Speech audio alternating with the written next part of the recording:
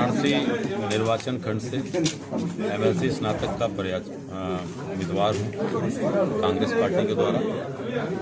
संजय जी, बात की जाए तो कांग्रेस से नागेश्वर सिंह भी चुनाव लड़ रहे हैं, उनकी बात की जा रही है। कांग्रेस के कुछ कार्यकर्ता लोग उनका सपोर्ट पूर्ण रूप से कर रहे हैं, क्या कहना चाहेंगे इस पर? देखिए, इस पे मुझे लगता है कि आप का बेशकीमती समय जाया होगा। बस इसको आप अपने कैमरे से दिखाएं, और इस पत्र के अलावा मेरे पास कोई जवाब नहीं। वो लोग भी कांग्रेस के ही हैं। मैं कह रहा हूं कि इस समय 22 उम्मीदवार हैं, जिसमें कुछ लोग दलों को बता रहे हैं। मैंने अपनी पार्टी भारतीय राष्ट्रीय कांग्रेस पार्टी की राष्ट्रीय अध्यक्षा का पत्र लिखा है। कल को कोई व्यक्ति और आ जाएगा, 8 जनपद में हो सकता है किसी और जनपद से आ जाए, कहे कि हम भी कांग्रेस ज्वाइन कर लें और हम भी उम्मीदवार हैं। मुझे लगता है कि आपको अपनी ईमानदार कलम से इसका खंडन आपको स्वयं करना चाहिए। वरिष्ठ नेतागण बैठे हुए हैं, हमारे चुनाव के प्रभारी और पूर्व सांसद आदरणीय डॉक्टर राज मिश्र जी बैठे हुए हैं।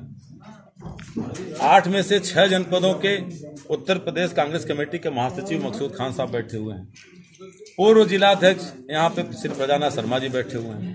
वरिष्ठ नेता हमारे अनिल श्रीवास्तव जी बैठे हुए हैं। 5 एआईसीसी के मेंबर बैठे हुए हैं।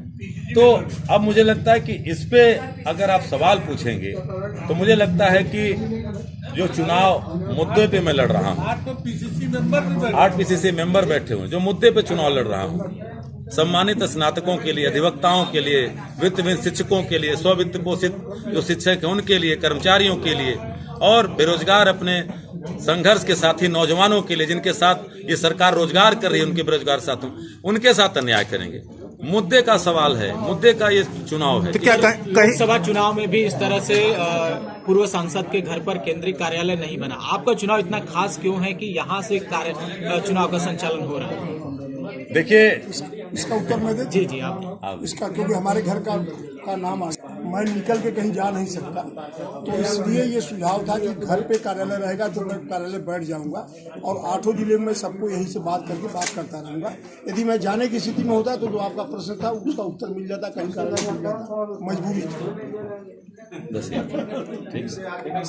सर, बात की जाए तो चुनाव के पहले ही कांग्रेसों में 2 गुट बंट जाती है। इस साल भी चुनाव के समय एमएलसी के चुनाव में भी 2 गुट देखने को मिल रही है, एक नागेश्वर सिंह, एक आपका गुट। जहां अजय राय जैसे बड़े नेता आपको बैठाकर कांग्रेस का दायित्व दिए थे, आज वही अजय राय नागेश्वर सिंह को पूरा सपोर्ट है, इसका क्या कारण हो गया? देखिए, कहीं कोई गुट नहीं है। मैं एक ही गुट जानता हूं जो कांग्रेस का गुट है। मैं एक ही गुट जानता हूं जिसकी नेता हमारी नेता आदरणीय प्रियंका गांधी जी। मैं एक ही गुट जानता हूं जो ये सारे लोग बैठे हैं। और आप अपने कैमरे के द्वारा, अपने लेखनी के द्वारा मैं बार बार निवेदन करूंगा कि कांग्रेस में कोई गुट नहीं है। ये भारतीय जनता पार्टी की सोची समझी षड्यंत्र के तहत ये सवाल उठाए जा रहे हैं। राष्ट्रीय अध्यक्ष से बड़ा कोई अध्यक्ष का पद नहीं होता, कि न किसी नेता का कद होता है, न मेरे जैसे कार्यकर्ता का कद होता है। इन सवालों को मैं फिर कह रहा हूं कि उठा करके आप नौजवानों के सवालों को दफन कर रहे हैं, आप अधिवक्ताओं के सवालों को दफन कर रहे हैं, आप मजदूरों के सवालों को दफन कर रहे हैं, आप शिक्षित बेरोजगार नौजवान और वित्तहीन शिक्षकों के सवालों का दफन कर रहे हैं।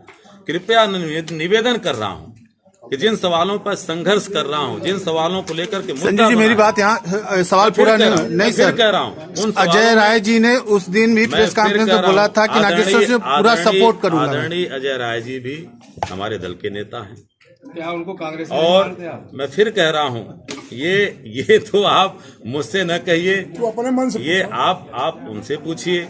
मैं तो कह रहा हूं हमारे दल के नेता हैं, तो दल का नेता क्या, दल तो मेरा वही है जो उनका है, तो कोई अलग तो है नहीं। तो फिर कैसे वो एक अलग कैंडिडेट खड़ा कर दिए? मैं फिर कह रहा हूं कि आप इस मीटिंग को मसाला मिक्स प्रेस कॉन्फ्रेंस मत करिए। मैं बार बार निवेदन कर रहा हूं कि मैं तो आपके लिए लड़ रहा हूं, मैं मजीठिया बेंच कानून लागू हो। आपके जो मालिकान आपके साथ अन्याय करते हैं वो कैसे न्याय मिले?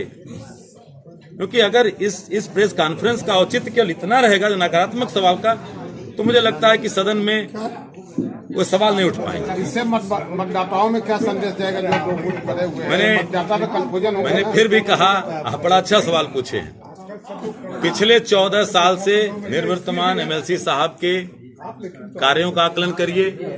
मैंने अपने कार्ड में भी लिखा है कि जिसको आप चुने थे या जिसको आप पुनः चुनना चाहते हैं उसके कार्य का, उसके कार्य क्षमता का और उसके वैचारिक आकलन करें। और मुझे चुनना चाहते हैं, कांग्रेस पार्टी के उम्मीदवार के रूप में चुनना चाहते हैं तो 1.5 दशकों से आपके कैमरे, आपके कलम, आपके अखबार के पन्ने शायद आंदोलनों से भरे हैं। क्योंकि इसलिए कह रहा हूं कि कांग्रेस पार्टी का उदय, कांग्रेस पार्टी का जन्म आंदोलन से हुआ था, जिसने देश को आजाद कराया और हमारे जैसे नौजवानों को अपने संविधान से, अपने सिद्धांत से, अपने विचार से अभिभूत कराया है। तो इसलिए मैं कांग्रेस पार्टी से जुड़ा हूं, क्योंकि मुद्दे की बात हो, मुद्दे की राजनीति।